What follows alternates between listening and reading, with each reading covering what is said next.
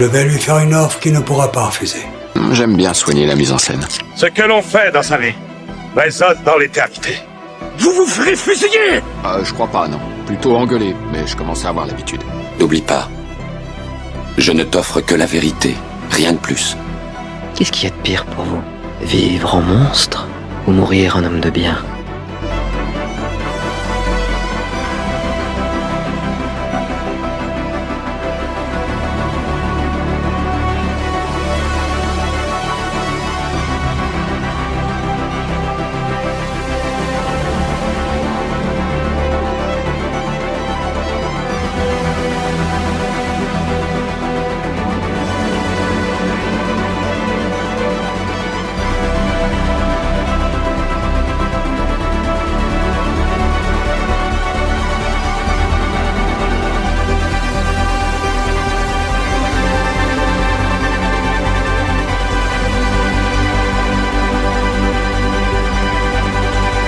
Bonjour chers auditeurs et auditrices, ici votre illustre inconnu pour un podcast qui sera peut-être pas si intéressant que ça.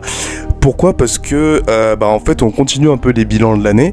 Alors à l'heure où je tourne la vidéo, nous sommes pas encore en 2026, donc je vous souhaite quand même une bonne année, même si je ne sais pas quand est-ce que je vais en fait exporter la vidéo et je vais la sortir. C'est pas grave, en fait c'est tout dépend parce que j'ai plusieurs vidéos qui vont où je suis en train de monter, donc c'est un peu compliqué. Mais je voulais la sortir, ou en tout cas la tourner la plus rapidement possible, comme ça il me reste du temps pour monter etc les autres vidéos.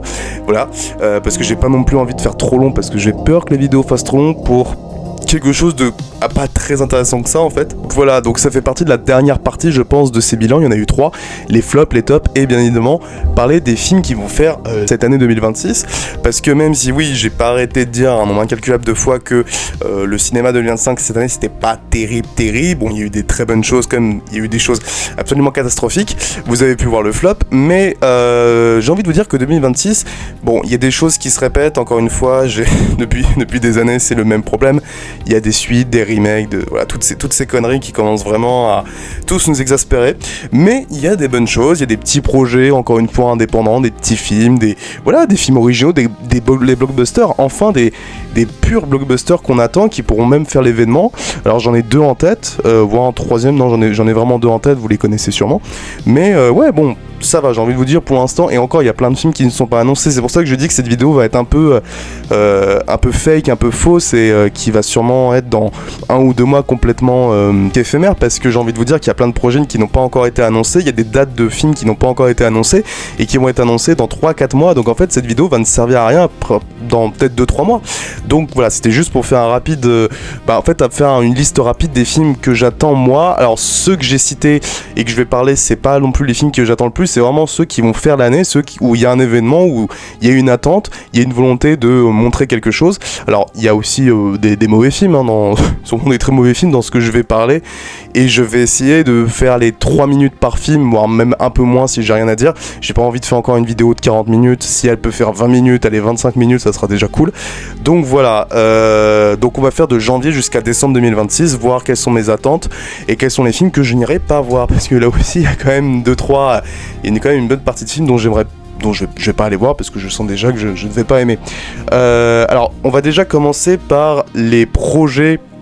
Encore une fois, comme je vous ai dit, cette vidéo sera extrêmement complètement disparaître dans quelques mois, parce que ces films, j'en ai compté 2, ces films qui ne sont pour l'instant annoncés mais qui n'ont pas encore de date de sortie, vont être bien évidemment dans quelques mois annoncés, etc. Mais voilà, je voulais juste faire un rapide coup d'œil ici. Alors premièrement je connais pas très bien le réalisateur, on a le prochain gros projet cinématographique de Pedro Almodóvar qui s'appelle Amarga Navidad, qui a déjà pas de titre en version on va dire anglaise ou etc ou même français, et il n'a pas encore de date de sortie. Alors je connais très mal Pedro Almodóvar, j'ai dû voir 1 ou 2 films. Il avait sorti son dernier film, La femme d'à côté ou La chambre d'à côté, j'ai oublié, je crois que c'est La chambre d'à côté qu'il avait sorti l'année dernière, qui avait bien fonctionné je crois au Festival de Cannes, mais donc voilà, pas de date de sortie, ça reste quand même un film d'Almodóvar, c'est assez étonnant de pas avoir de date de sortie, encore une fois, ça peut être à n'importe quel moment, parce que je crois que La chambre d'à côté, il l'avait sorti début 2025, voilà, et l'autre film, et celui-là il est un peu plus important, on a le fameux projet sequel, suite, je sais pas comment on pourrait dire, le Once Upon a Time in Hollywood, sous le point de vue de Brad Pitt. Donc c'est en fait la suite du personnage que tenait Brad Pitt dans le film de Tarantino, Cliff Booth, qui est cette fois alors scénarisé par Tarantino, mais réalisé par David Fincher. Donc c'est quand même un gros film. Et bon, moi je vous l'avoue, ce genre de projet, je pense qu'il y a 15 ans, bon allez, il y a 10 ans, j'aurais été comme un malade, mais le problème c'est qu'il y a beaucoup de choses qui me dérangent. Déjà, je trouve que pour moi, Once Upon a Time in Hollywood n'avait pas besoin de suite. Pour moi, c'est un excellent film de Tarantino, voire même peut-être l'un de ses meilleurs films, et je pense que tout avait été dit. Alors je sais que Tarantino avait continué à écrire sur ses personnages avec le livre qu'il avait fait, qui était une espèce de suite en bouquin, mais le problème c'est que je ne vois pas l'intérêt de continuer de faire une suite, surtout sur le personnage de Brad Pitt, alors qu'on aurait pu faire justement une suite sur DiCaprio et Brad Pitt.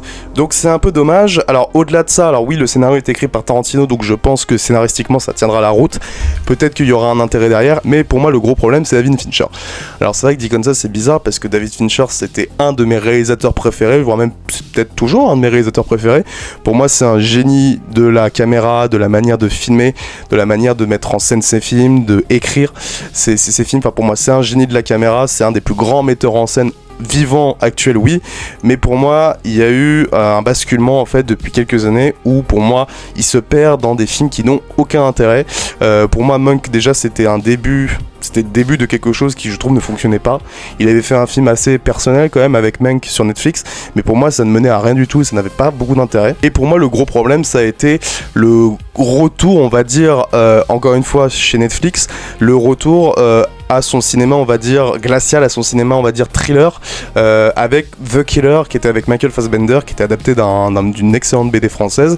Pour moi ça a été un ratage total. Pour moi il y avait absolument rien à sauver, hormis peut-être on va dire la direction artistique était quand même assez belle, mais pour moi c'était pas du tout un retour gagnant, parce que faut se rappeler que David Fincher c'est Gone Girl, c'est Seven, c'est Fight Club, c'est Benjamin Button, c'est que des merveilles, que des films absolument géniaux, c'est Zodiac, c'est Panic Room, etc. Enfin voilà.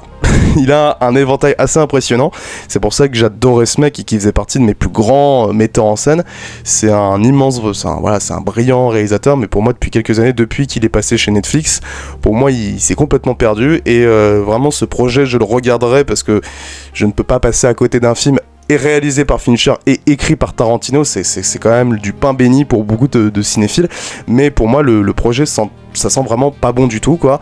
Je ne vois pas l'intérêt, et ça me fait un peu chier que à la fois Tarantino, vu qu'il se perd en ce moment parce qu'il sait pas quoi faire, du coup il dit que des conneries aux journaux et à la presse, je préfère plutôt qu'il se mette sur son prochain projet au lieu d'écrire un film qui ne sera peut-être pas si bon que ça. Et encore une fois, je ne vois pas l'intérêt de faire une suite à Once Upon a Time in Hollywood. On verra pour ce projet, j'en ai déjà trop parlé. En plus, c'est un film Netflix, je suis encore moins satisfait. Donc voilà, je le sens pas trop, mais je le verrai quand même, parce que voilà, c'est quand même un film réalisé par Fincher et évidemment écrit par Quentin Tarantino. Donc on va enfin passer pour les films attendus qui ont des dates de sortie. Alors je les ai pas toutes en tête parce que là j'ai juste les affiches, mais de toute façon à chaque fois qu'il y a un film qui passe après l'autre, c'est chronologique encore une fois. S'il y a le dernier film qui date du mois de janvier, peut-être même si j'ai pas la date, ça sera forcément le dernier film avant de passer au mois de février. Alors là aussi j'ai pas mis tous les films qui sortent, mais j'ai mis ceux qui sont intéressants et pourquoi je suis interloqué. Donc nous avons le 14 janvier, et justement on en a parlé récemment dans les tops, avec la suite de 28 ans plus tard, qui va s'appeler Le Temple des Morts, donc qui n'est plus réalisé par Danny Boyle, mais par Nia DaCosta. Donc c'était déjà une suite qui avait déjà été réalisée pendant, je crois, la période de production du premier film. Et de toute façon, c'était déjà prévu, même qu'ils sortent début 2026. Donc, de ce que j'ai pu voir dans les bandes annonces, ça a l'air d'être plutôt bon. Alors, la caméra est moins folle que quand c'était Danny Boyle qui était derrière, malheureusement. On sent que là, Nia DaCosta, c'est pas une mauvaise réalisatrice, mais bon, c'est pas Danny Boyle, quoi. Voilà, quand tu vois ce qu'elle a pu faire, elle a fait Candyman, elle a fait The Marvels, donc c'est un peu une yes man sans l'aide véritablement. Elle peut faire des trucs sympas, mais bon, c'est pas du Danny Boyle.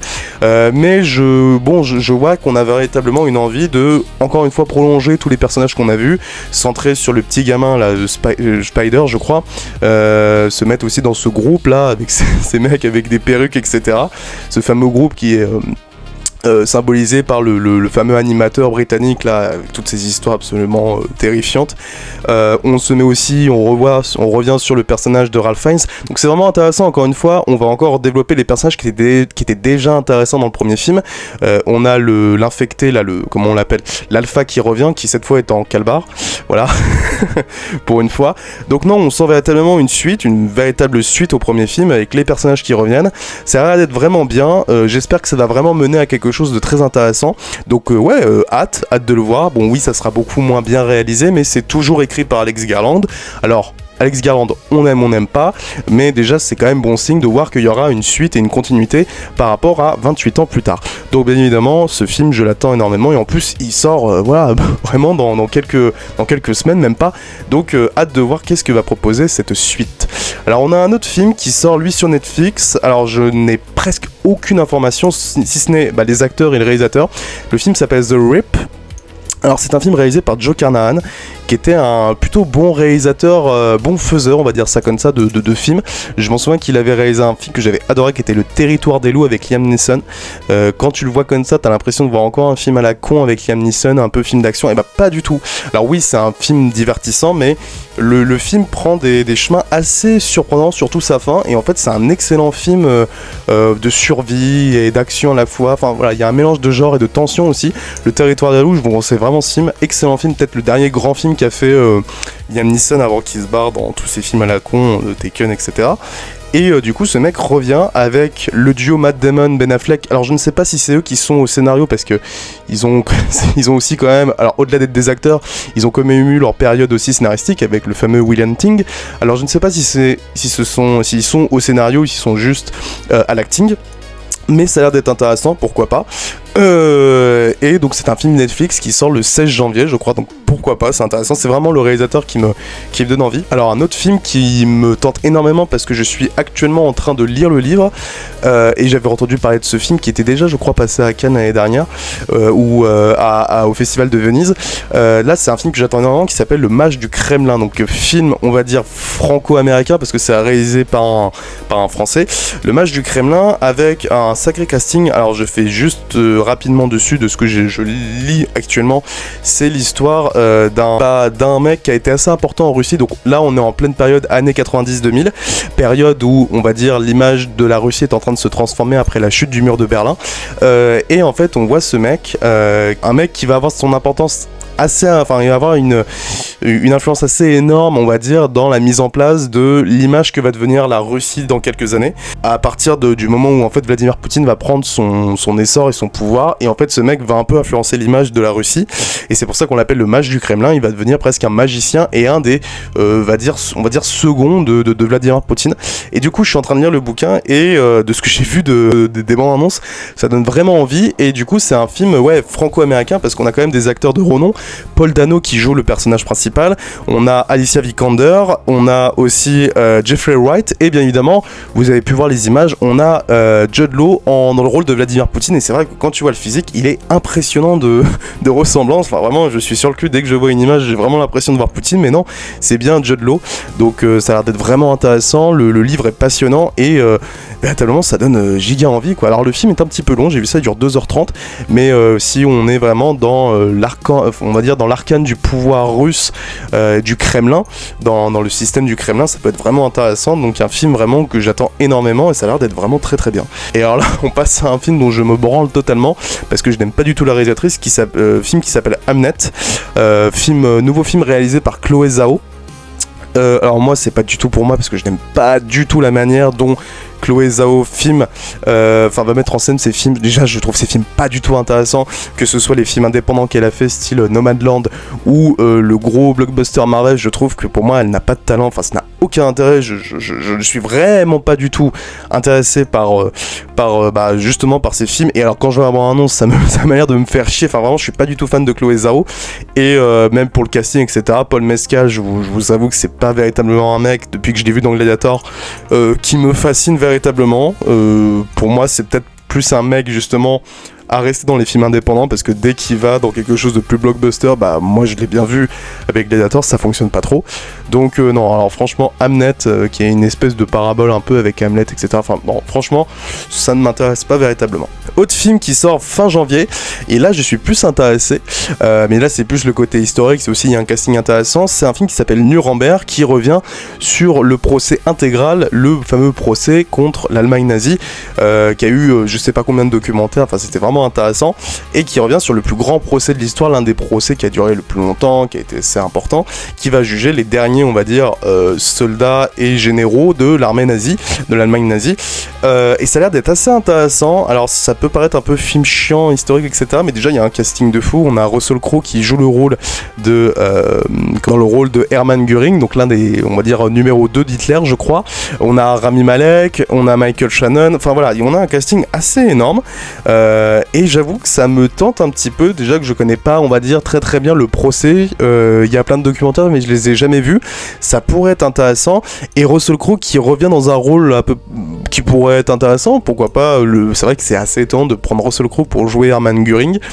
Bon, mais pourquoi pas, j'ai envie de vous dire, la bande-annonce m'avait tenté, le casting est assez fou, pourquoi pas, j'ai envie de vous dire, et il sort fin janvier, un truc comme ça. Et la même journée, on a un film, alors là il m'interloque depuis que je connais le projet, film français, un des films français qui me fascine le plus. Il y avait déjà les bandes-annonces qui étaient sorties, le film Gourou, nouveau film réalisé par Yann Gozlan, et de nouveau avec Pierre Ninet, donc c'est aussi le retour de Pierre Ninet dans un film après son triomphe de Monte Cristo. J'avoue que ça me tente un petit peu, déjà je trouve en fait ce qui est drôle, c'est qu'il a Yann Gozlan qui a déjà collaboré 2 fois je crois avec Pierre Ninet pour deux très bons films d'ailleurs. C'était pour Un homme idéal et c'était pour l'autre, je sais plus, c'était Boîte noire. Et encore une fois il arrive à trouver, alors à chaque fois avec Pierre Ninet, un concept intéressant, mais après Yann Gozlan des fois il fait des trucs bons et des fois il y a des trucs un peu pas terribles, voire nuls. Le dernier film qu'il avait fait avec Cécile Defranche, je l'avais pas vu, mais tout le monde avait été très déçu. Et encore une fois il avait un concept intéressant, mais je sais pas s'il arrive à tenir son concept tout au long de son film. Et Gourou, c'est con parce que ça a l'air d'être vraiment intéressant. Ça va parler d'un mec qui va être, on va dire, un espèce d'influenceur et qui va être un espèce de maître de la pensée, de la manière dont tu vas t'élever, on va dire, socialement, comment en fait tu peux être une meilleure version de toi-même. Et en fait ça va devenir un espèce de meneur et leader de secte. Et comme il a dit, Pierre Ninet, ils étaient beaucoup inspirés du fameux rôle de Tom Cruise dans Magnolia, donc pourquoi pas, ça peut être vraiment intéressant. J'espère juste que, et ça c'est le truc qui m'inquiète un petit peu, que ce genre de concept peut tenir sur, je sais pas combien de temps dure le film, sur 2 heures. J'ai vraiment très peur que ça fonctionne sur 30 minutes et après on sait pas où aller et ça part un peu dans tous les sens, parce que c'est ce qu'a veut un peu montrer la bande-annonce. Je pense que le film est un petit peu trop long, 2 heures pour parler de ça, ça va être un peu redondant. Mais bon, après pourquoi pas. Pierre Ninet, je pense il sera excellent. Là il est vraiment dans ce rôle où il peut vraiment être excellent dans ce genre de rôle. Donc pourquoi pas, c'est un film que j'attends énormément. Gourou, nouveau film de Yann Gozlan. Et le peu de fois où il a bossé avec lui, donc c'est quand même 2 fois, moi je l'ai trouvé vraiment très bon sur les deux films qu'il a fait avec Pierre Ninet, donc pourquoi pas, attendons de voir. Et on va passer au mois de février. Alors premier film du mois de février, là c'est quand même une petite attente parce que, alors 2 choses, déjà je suis en train de jouer aux jeux vidéo, c'est important de le préciser parce que nous allons parler de la suite et du retour, et du véritable retour de Silent Hill, et aussi du retour d'un réalisateur qu'on n'avait pas vu depuis au moins je crois qu'on l'avait pas vu depuis au moins 10 piges, voire même plus. J'en ai parlé sur la chaîne, le fameux projet Fantomas qu'il a jamais pu faire. On va parler du retour de Christophe Gans, notre grand réalisateur français aux multiples ambitions qui n'ont jamais été faites malheureusement, qui revient avec l'un de ses plus gros succès, on va dire, planétaires, Silent Hill. Alors c'est vrai que ça faisait depuis longtemps qu'ils voulaient faire une suite à Silent Hill, parce que le Silent Hill 3D qu'ils avaient fait, c'était pas véritablement une suite, c'était un irrespect total au travail qu'avait fait Christophe Gans sur son premier film. Et enfin il revient 20 ans après, parce que je crois que le premier Silent Hill était sorti en 2006, et du coup il revient 20 ans après pour retour à Silent Hill. Et pourquoi je parle du fait que je suis en train de jouer au remake de Silent Hill 2, parce que ce Silent Hill est une adaptation du fameux Silent Hill 2, celui qui est considéré comme un des plus grands jeux vidéo d'horreur. Et en effet je suis en train de le faire, il est absolument génial. Et du coup ça me tente énormément, parce que alors les bandes annonces je les ai vues mais elles m'ont pas véritablement marqué, mais j'avoue que vraiment je suis en train de jouer au jeu, j'adore vraiment, expérience absolument géniale, et je me dis c'est cool, comme ça je serai à jour pour aller voir le film. film. Et ça me donne aussi envie de revoir le premier film parce que je perçois des choses un peu plus différentes. J'avais bien aimé le premier Silent Hill, j'avais pas trouvé ça de fou de haut non plus parce que je ne connaissais pas les bases. Mais là, je connais l'ambiance, je connais le principe et l'histoire, donc ça peut m'intéresser. Et donc, oui, un nouveau film de Christophe Gans, ça, je vais le voir absolument. Et il avait pas fait de film depuis La Belle et la Bête, donc ça date d'il y a plus de 12-13 ans, un truc comme ça. Donc voilà, et forcément ce Silent Hill sera 1000 fois mieux que la connerie qu'on avait fait là, le Silent Hill 3D Révélation ou je sais pas quoi là. Donc ouais, bien évidemment, petite attente. Alors, autre film réalisé par un français, enfin film français, mais alors là on change complètement, hein, 2 salles, 2 ambiances, je crois qu'il sort le même jour. Le nouveau film de la bande à Fifi, le Marsupilami, nouvelle adaptation du Marsupilami. Alors déjà je trouve que c'est pas une si bonne idée de adapter déjà ce qui a déjà été adapté, enfin le Marsupilami a déjà été adapté, je trouve d'une bonne manière. Beaucoup ne seront pas d'accord, mais moi je trouve que l'adaptation qu'avait fait Chabat était vraiment très cool, j'avais beaucoup aimé. Enfin une adaptation de BD qui était plutôt respectueuse et plutôt iconique, plutôt sympa. Alors les films de la bande à Fifi, j'ai aucun problème, je suis pas quelqu'un qui va leur défoncer la gueule, etc. Il y en a qui détestent, il y en a qui aiment, je comprends absolument. Alors des fois je trouve que c'est plutôt bon dans la mise en scène, ils arrivent à être inventifs. Alors après l'humour, bon faut aimer, moi ça passe, mais c'est vrai qu'il y a des moments c'est insupportable. Je sais qu'il y a des films qu'il a pu faire comme super-héros malgré lui, ou je sais pas, Nicky Larson, j'arrive pas, c'est insupportable. Alors Nicky Larson, je connais pas je connaissais pas la BD et le manga de base, mais moi j'arrive pas parce que c'est très très con et c'est très cucu et pour moi c'est très gamin. Moi j'ai envie de vous dire, je connais assez bien le Marsupilami, donc ça me tente. Et j'ai envie de vous dire, le dernier film qu'ils avaient fait, le Alibi.com 2, j'avais bien aimé, j'avais passé un super moment, c'était extrêmement inventif, et en fait quand ils ont des projets, on va dire originaux, je trouve que ça fonctionne très bien. Les Babysitting, pour moi, ça reste quand même des 2 petits films qui sont vraiment très cool, avec un concept qui fonctionne, etc. Et les Alibi.com, que ce soit le premier ou le 2, encore une fois, je trouve que c'est des concepts, c'est pas des films parfaits, mais je trouve que tu passes un excellent moment, et c'est des films qui sont assez drôles. Le Marsupilami, je me dis que beaucoup avaient trouvé l'adaptation de Nicky Larson assez respectueuse par rapport au projet de base et au manga original. Je me dis, le Marsupilami, ça peut être une bonne porte d'entrée, ça peut être une bonne adaptation. J'ai vu les premiers retours, tout le monde dit que c'est vraiment plutôt pas mal et que c'est dans la même veine que ce qu'il a pu faire dans Alibi.com, dans Babysitting, etc. Donc pourquoi pas, je dis pas non. J'ai aucun problème contre ce groupe. Pour moi, c'est vraiment un groupe qui, un peu comme le Splendide, un peu comme les Inconnus, qui ont fait leurs preuves et qui en plus cartonnent quoi. C'est vraiment un peu le sauveur du cinéma français, grand public en tout cas, oui. À chaque fois qu'ils font un film et à chaque fois que ce mec réalise un film, ça cartonne, et tant mieux, j'ai envie de vous dire, parce que ça reste quand même des films qui sont de bonne facture, où tu te fous, où en fait le réalisateur se fout pas de ta gueule quoi. Il te propose un film un peu novateur, neuf, qui est drôle et où tu peux amener un grand public, donc pourquoi pas le Marsupilami réalisé par Philippe Lachaud. Alors ça c'est un film. Je l'ai mis dans cette liste juste parce que j'adore le réalisateur. C'est le nouveau projet qui est original de Sam Raimi qui s'appelle Send Help. Alors je pense qu'il sort en février, etc. Alors je ne connais pas l'histoire, je n'ai pas vu les bandes annonces, mais je me dis, nouveau projet original de Sam Raimi, on ne l'avait pas vu depuis le Doctor Strange 2. Qui était pas véritablement un projet original, qui était plus une sorte de commande. Et Sam Raimi, pour moi, il est jamais vraiment parti. Alors c'est vrai qu'il a eu 2-3 chemins un peu particuliers, mais c'est vrai que bon, pour moi, quand il fait un film purement original, il peut faire des trucs très bien. Si on oublie le Doctor Strange, si on enlève le Magicien d'Oz, le dernier film qu'il avait fait purement original, c'était Jusqu'en Enfer, qui était un super film. Donc pour moi, si il revient sur quelque chose de plus indépendant, pourquoi pas. Et bon, de toute façon, Sam Raimi, c'est reste quand même un maître dans la mise en scène, dans l'horreur, dans le divertissement. Donc bien évidemment je l'attends, j'espère qu'il pourrait être diffusé, mais voilà, j'ai pas vraiment plus de précision sur ce film. Autre film, encore une fois, on change complètement de registre, je sais pas si je serais vraiment intéressé. J'avais lu le bouquin, ça m'avait un peu fait chier. C'est une adaptation assez libre du fameux livre comment on l'appelle, les Hauts de Hurlevent, de Charlotte Brontë ou de Emily Brontë, je sais plus, c'est une des deux sœurs, qui est cette fois une version un peu moderne, semi-moderne, semi-particulière. Enfin même là, la bande-annonce, quand je l'avais vue, j'avais pas très bien compris ce qu'ils ont voulu faire. Réalisé par Emerald Fennell, ou Fennell, je sais pas comment on dit, avec Margot Robbie et Jacob Elordi. pourquoi pas, j'ai envie de vous dire, mais c'est vrai que le concept est assez particulier. Enfin, l'histoire paraît un peu classique, mais la manière de réaliser à la fois moderne et à la fois plus traditionnelle et classique, et je sais pas, ce mélange ne fonctionne pas trop quand tu vois les bandes annonces. Pourquoi pas, j'ai envie de vous dire, et en plus le casting, alors là c'est sûr que c'est vraiment pour ramener énormément de monde.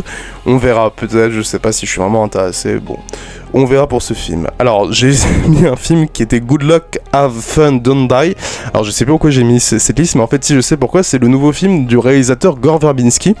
Alors je ne connais encore une fois pas du tout le synopsis, le scénario, je sais juste qu'il sort, je crois, en février, mais c'est juste que Gore Verbinski, ça reste quand même un plutôt bon réalisateur qui a fait des films intéressants. Bon, déjà c'est la trilogie Pirates des Caraïbes, donc quand t'as fait la trilogie Pirates des Caraïbes, c'est que t'es quand même un très bon réalisateur, et je crois qu'on l'avait pas vu depuis qu'il avait fait un film qui s'appelle Cure for Wildness ou Cure for Life, qui avait pas très bien marché, et je crois qu'en fait c'est un mec qui a énormément d'ambition, il a beaucoup de projets, mais je pense que beaucoup de ses projets ne fonctionnent jamais. Je pense que c'était lui qui était à l'origine de l'adaptation de BioShock, et je vous avoue qu'avoir Gore Verbinski, qui a quand même été aussi un cinéaste du mécanisme, de l'attractivité, des directions artistiques assez léchées, assez originales, le voir travailler dans un BioShock, ça aurait été super intéressant, mais ça n'a jamais été fait.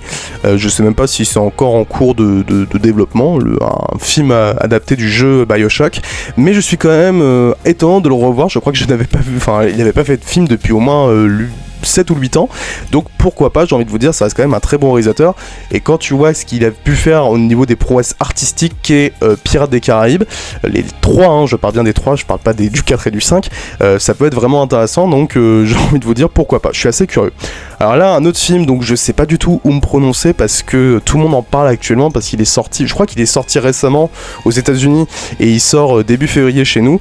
Le film Marty Suprême avec Timothée Chalamet est réalisé par le frère Safdie, pas celui qui a fait le film avec The Rock là, Smashing Machine. Là c'est John Safdie, un truc comme ça.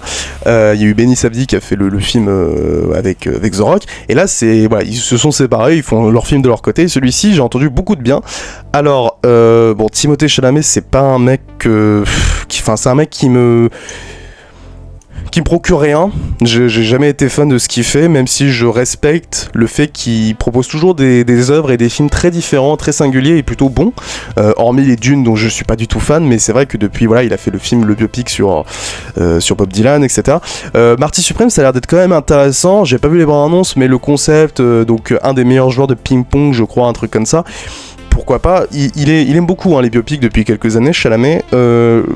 Pourquoi pas, mais c'est vrai que bon, moi ça me rébute de voir Timothée Chalamet dans un film. C'est un peu comme Tom Holland, c'est vraiment des mecs de la jeune génération qui me procurent pas grand chose, même si encore une fois je respecte le fait qu'ils aiment toujours proposer des œuvres assez intéressantes, surtout que Tom Holland lui il va, bon on le revoit dans le Spider-Man cette année, mais bon il va être aussi dans l'Odyssée, donc là aussi ça prouve qu'ils veulent un peu diversifier leur film, et pourquoi pas. Mais Marty Suprême, voilà, pourquoi pas être intéressé. Il sort le 18 février, film A24, pourquoi pas, encore une fois, même si j'ai rien vu des bandes annonces, voilà, c'est juste de nom.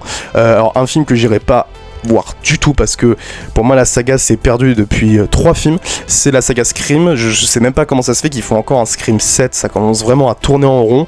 Alors ça, laissez tomber, j'irai pas voir ça, parce que alors j'ai vu tous les films Scream jusqu'au 4, pour moi le 4 était plutôt une très bonne conclusion et je pense qu'on avait fait le tour, mais ils ont décidé de faire un Scream 5 et je crois que je suis même pas allé au bout tellement ça m'avait énervé de se foutre de la gueule du spectateur. Enfin vraiment c'était pas bon. J'ai pas vu le 6 et en fait pour moi ceux qui ont repris la saga là à partir de Scream 5 en 2022, c'est pas possible. Moi ça m'insupporte, ça n'a aucun intérêt. Je pense que vraiment on a fait le tour et là ils sont à leur 7ème film sans moi. C'est bon, ils ont fait de la merde, voilà. On avait eu 3 ou 4 films plutôt bons, surtout le 4ème qui était vraiment bien. Le premier pour moi il est culte, le 2 était bien, le 3 était pas terrible, et le 4 je trouve que Wes Craven à l'époque où il était parmi nous, Wes Craven avait bien rattrapé avec le 4, et en plus j'ai envie de vous dire c'est un peu du non-respect de continuer la saga alors que son créateur est mort et c'était lui qui avait réalisé les 4 films. Donc moi je trouve ça un peu laborieux et j'aime pas du tout ce qu'on en a fait depuis 2 films. Donc Scream 7 ça ne sera pas pour moi, voilà. Et on passe au film de mars avec film qui est déjà sorti aux États-Unis depuis novembre. Alors là aussi, je sais pas s'il va être distribué énormément en France. Le film Christie, qui est nouveau film projet indépendant pour Sydney Sweeney. Alors bon, elle est un peu dans la merde parce qu'il y a eu tellement de... Alors là, il y a un film qui sort qui s'appelle La femme de ménage, mais c'est vrai que bon, depuis qu'il y a eu toutes ces histoires de jeans, etc., elle est un peu dans la merde, la pauvre. Mais c'est vrai que voilà, et en plus tous les projets qu'elle fait ne fonctionnent pas très très bien, j'ai envie de vous dire, quand elle est sortie d'Euphoria. Et du coup là, c'est un nouveau projet qui a été un bid mais total aux États-Unis, mais en même temps, bon, c'est pas un projet qui fait rêver, même si je pense que en toute honnêteté, elle aime aussi se sortir de projets diversifiés, etc. C'est un peu comme ça qu'on l'a connue dans la case un peu indépendante, cette nana. Et j'ai envie de dire pourquoi pas, et surtout une joueuse de boxe, un truc comme ça, encore une fois. Ça peut être intéressant, je vous avoue que en plus c'est là où tu vois qu'elle prend encore une fois des risques, hein. Elle fait pas du tout le même genre de rôle, etc. Parce que quand tu vois la gueule qu'elle a, Sydney Sweeney dans ce film, wow, elle est méconnaissable. Donc ouais, pourquoi pas, Christie, qui est un film qui a pas du tout qui a fait un bid énorme aux États-Unis, il est sorti beaucoup plus tôt chez eux, donc pourquoi pas. Alors lui il sort début mars, un truc comme ça, donc pourquoi pas, j'ai envie de vous dire, ça me tente quand même. Et là on va parler d'un autre film qui est déjà sorti mais depuis très longtemps en Angleterre ou alors aux États-Unis, je sais plus, parce que ça reste quand même un film avec un des plus grands acteurs, j'ai envie de vous dire, actuel, même si bon il a pris sa carrière mais il est revenu, le fameux projet Anemone, qui est réalisé par le fils de Daniel Day-Lewis, Roman Day-Lewis, un truc comme ça, avec le grand retour. Alors là je le mets entre guillemets parce que je suis pas sûr qu'il revienne véritablement, parce que je pense que Daniel Day-Lewis, quand il a fait ce film, c'était surtout pour faire plaisir à son fils, parce qu'il aimait le projet. Le fameux grand retour de Daniel Day-Lewis qu'on n'avait pas vu depuis Phantom Thread.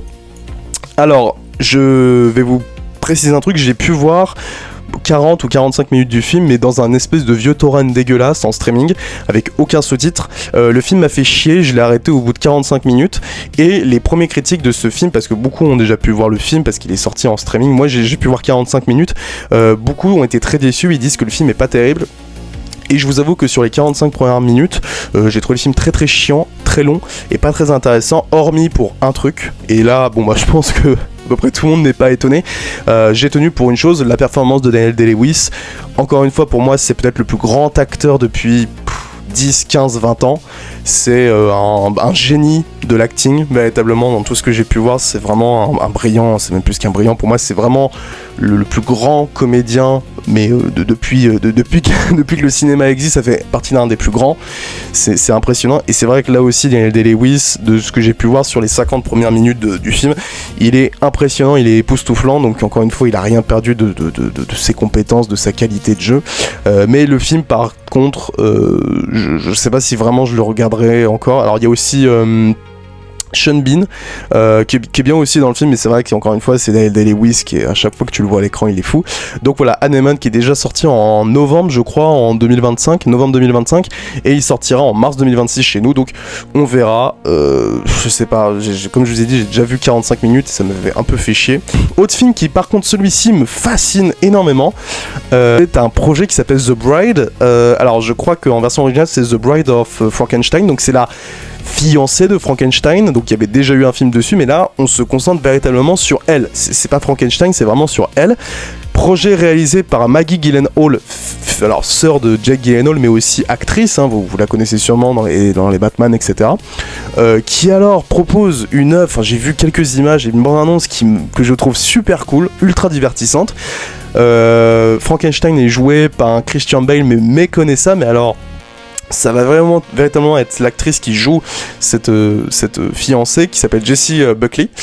Alors j'ai vu les bandes annonces, ça a l'air d'être complètement fou, ça sort en mars. Alors là franchement je suis assez surpris, j'ai vraiment envie de voir ce film, ça me tente véritablement. En plus on a eu le fameux Frankenstein de Del Toro récemment, et du coup là on va voir le côté féminin, ça a l'air d'être complètement fun, très cool. L'actrice aussi, enfin voilà, vraiment je suis interloqué par ce projet qui m'a l'air fascinant, réalisé par Maggie Gyllenhaal. Alors vraiment The Bride, j'espère véritablement être sur une grosse surprise, mais vraiment ça me tente énormément.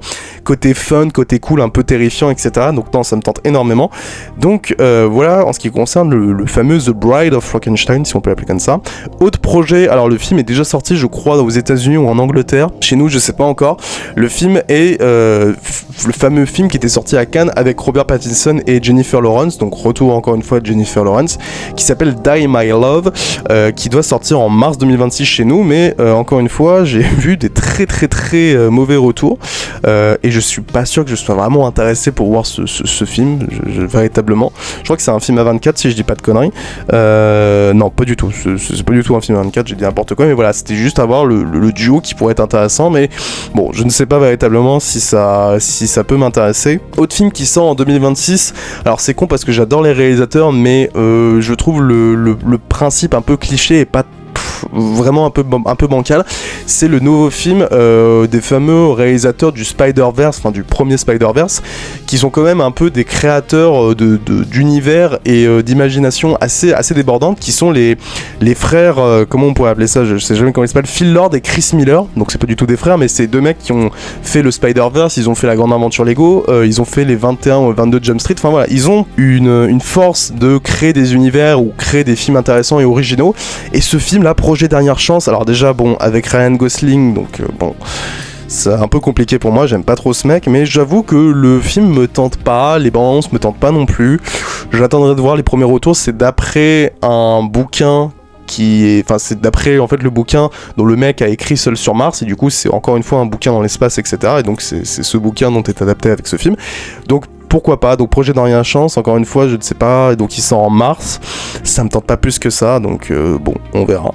Alors là par contre, je vais parler à ceux qui ont vu la série, parce que on a enfin eu, et récemment, je crois qu'on l'a eu la semaine dernière, une première bande-annonce et enfin la date de sortie pour ce putain de film que j'attends depuis au moins 3-4 ans, le fameux film Peaky Blinders, donc le film qui va s'appeler Peaky Blinders l'Immortel, le retour de Cillian Murphy et enfin le retour de Thomas Shelby et de la famille Shelby, film sur Netflix que j'attends comme un malade, parce que quand tu vois tout le casting, on a Tim Roth, on a Rebecca Ferguson, on a Barry Keoghan et on a d'autres encore acteurs, etc. Stephen Graham aussi, enfin voilà, bien évidemment Cillian Murphy. On s'attend sur du lourd, du très lourd. J'ai adoré la série Peaky Blinders de son début jusqu'à sa fin. J'ai trouvé la fin géniale, une des meilleures conclusions en toute honnêteté actuelle de série, et je me suis dit ok, la fin est cool, mais si en plus on peut conclure l'histoire de Thomas Shelby avec des films, ou alors un film, je sais pas s'ils veulent faire une suite, etc. Je me dis, je suis chaud, et alors de ce que j'ai pu voir des premières images, ça a l'air cool. Cillian Murphy qui revient après son triomphe d'Oppenheimer. Alors il avait fait 2-3 films qui étaient aussi sympas, alors plus des petits films indépendants, mais enfin le grand retour dans un rôle assez iconique qui est celui de Thomas Shelby. Oui, je suis comme un malade, donc bien évidemment je serai le premier à regarder ce film qui sort le 20 mars sur Netflix.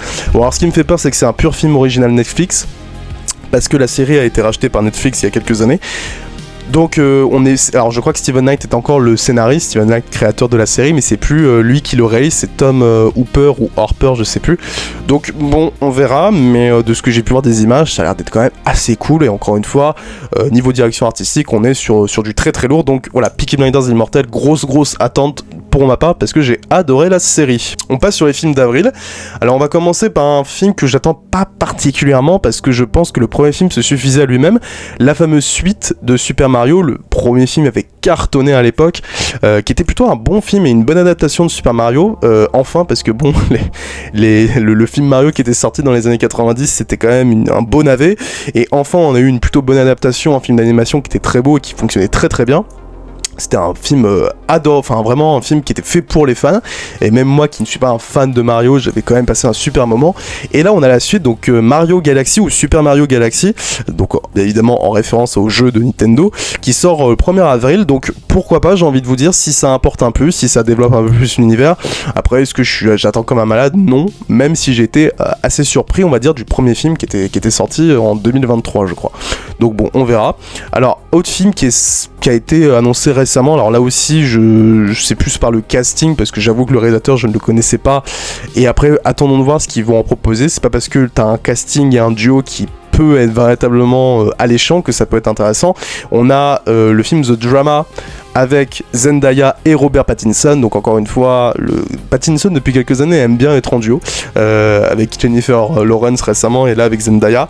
Film A24, alors attention, là aussi je ne connais pas trop l'histoire, c'est juste que oui en effet le film a été fait surtout parce qu'on a un duo d'acteurs qui fonctionne très très bien. Zendaya, Pattinson, ça reste quand même des acteurs ultra populaires.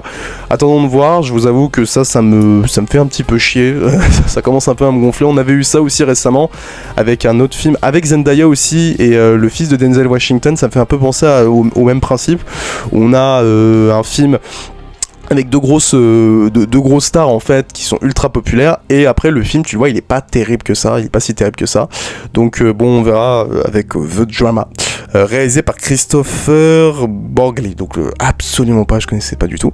Et alors là on passe sur un gros film et une grosse attente pour bon nombre de personnes, parce qu'on a enfin le biopic sur Michael Jackson, première partie, parce que si vous étiez pas au courant, ils veulent faire plusieurs films Michael Jackson, mais enfin c'est le biopic qu'on attendait depuis des années sur Michael Jackson, réalisé par Antoine Fuqua. J'avoue, bon moi je suis pas un fan de Michael Jackson, j'aimais beaucoup quand j'étais gamin, mais bon je suis un peu, pour moi c'est un peu passé, même si je sais que j'ai un respect éternel pour tout ce qu'il a pu apporter au niveau des clips musicaux, thrillers, etc. Voilà, ça reste quand même un mec qui a eu une importance folle, et il a marqué la pop culture, mais d'une manière tellement folle que lui accorder un film était nécessaire, était bien évidemment inoubliable et inavouable.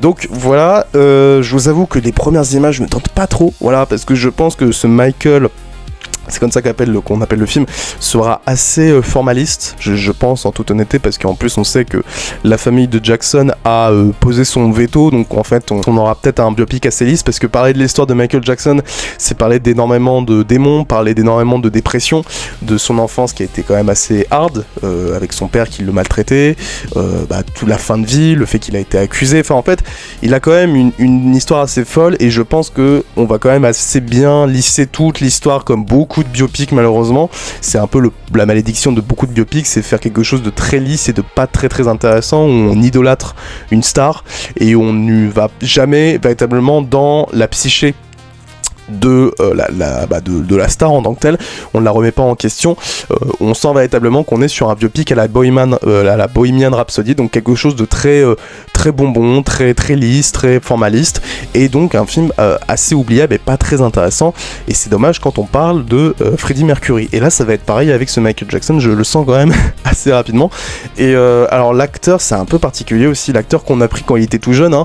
Alors oui, on l'a mis avec sa petite voix là, etc. Alors même le maquillage est un peu grossier, je trouve. Alors oui, Michael Jackson avait un gros nez, mais de là un peu le ridiculiser, enfin je trouve que le maquillage passe pas du tout, donc on verra. Bon voilà, vraiment je le sens venir gros comme une maison, ça sera quand même un film assez lissé, comme beaucoup de biopics quoi. Il y a très peu de biopics qui ressortent du lot récemment, en proposant quelque chose d'assez prise de risque quoi. Donc on verra pour ce film. Autre projet de, je sais pas d'où ça sort, ils vont faire une suite à Le Diable s'habille en Prada. Alors j'avoue, je connaissais pas du tout en fait je n'ai jamais vu le film original, je ne sais pas de quoi parle le film original, je vois pas l'intérêt de faire une suite, et je vous avoue que je sais pas véritablement si j'irai voir ça, parce que j'ai même pas vu le premier film et je sais même pas de quoi ça parle. Je sais que c'est adapté d'un bouquin, alors voilà, pour ceux qui sont fans du premier film, bah voilà une suite, mais bon voilà, j'ai pas grand chose à dire quoi. Les actrices reviennent, etc. Donc bon voilà, j'ai pas grand chose à dire. Donc là on était sur les films du mois d'avril, et donc là on passe au mois de mai, il y a pas grand chose. J'ai mis 2 films. Alors premier film c'est Mortal Kombat 2. Alors ça je vous avoue que ça je passe à côté, parce que même si j'aime bien les jeux Mortal Kombat, le premier était une catastrophe, celui qu'ils avaient fait en 2021. Non merci. Et alors les images que j'ai vues du Mortal Kombat, c'est dégueulasse, les effets spéciaux sont immondes. Le seul truc, en toute honnêteté, le seul truc où je serais peut-être capable d'aller le voir, c'est parce qu'il y a Karl Urban.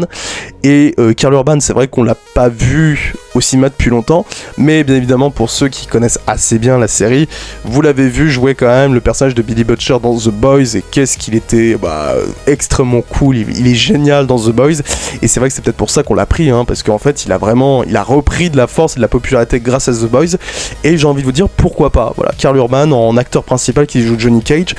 Ouais, je suis plutôt content, mais c'est vrai que je sens déjà quand même le gros navet arriver, quoi. Mortal Kombat 2, donc voilà, je sais pas si j'irai voir ça. Alors, autre film qui est super attendu par bon nombre de fans, moi je vous le dis, je sais pas si j'irai voir ça parce que ça me... parce qu'en fait je suis presque à un stade où je boycotte en fait Star Wars depuis que Disney a décidé de pisser à la gueule à peu près tous les fans, dont moi, parce que Mandalorian and Grogu, donc enfin film qui va conclure je crois les histoires du Mandalorian, je sais pas en fait, véritablement je sais pas à quoi ça sert, je sais pas si j'irai voir ça. J'ai vu les images, j'ai trouvé que c'était du Disney, c'était du Star Wars de Disney, donc extrêmement policé, pas intéressant, ça va. Encore une fois, ça va être chiant. Ça va peut-être plaire à ceux qui sont fans de la série. Alors c'est con parce que moi j'aimais bien la série, les 2 premières saisons j'avais bien aimé. Je trouvais même la fin de la saison 2 ultra émouvante, et je sentais vraiment une prise de maturité de Disney en se disant tiens, on enlève le personnage de Baby Yoda, donc de Grogu, et on va pleinement intensifier ses enjeux sur le personnage du Mandalorian qui est interprété par Pedro Pascal. Et après, quand j'ai vu que les premières images de la 3e saison on voyait Grogu, j'ai dit donc en fait ils ont fait marche arrière complètement. Ils ont tout ce qu'ils ont annoncé et tout ce qu'ils avaient écrit, ils ont vraiment pissé à la gueule de tout ce qu'ils avaient écrit sur les 2 premières saisons, et ils ont décidé de continuer la saga avec Baby Yoda, avec Grogu. Donc en fait les scénaristes ne font n'importe quoi, et encore une fois c'est d'une incohérence. Enfin, je n'ai pas vu la saison 3, peut-être que je vais me faire défoncer par les fans de Star Wars, mais je suis désolé, encore une fois c'est de la merde, je suis désolé, comme tout ce que fait Disney depuis le retour de Star Wars au cinéma, c'est de la merde, et ils font n'importe quoi, et à chaque fois qu'ils ont un bon projet, ils font de la merde après, quoi. Le seul truc qui fonctionne avec Star Wars récemment, c'est la série Andor que j'ai pas vue, mais des peu d'images que j'ai vues, enfin on a un travail véritablement intéressant sur l'univers Star Wars, et Mandalorian pour moi non, quoi. Véritablement il fallait rester sur les 2 premières saisons, parce que la 3e je pense que c'est vraiment une catastrophe.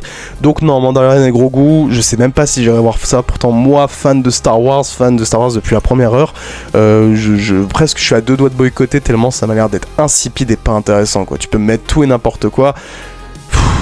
Non, j'en ai marre. Véritablement, Star Wars, je ne veux plus voir n'importe quoi. Depuis même Obi-Wan Kenobi, etc., ça a été lamentable, et véritablement Star Wars, au cinéma, aux séries, etc., c'est de la merde. Voilà, c'est de la merde de A à Z.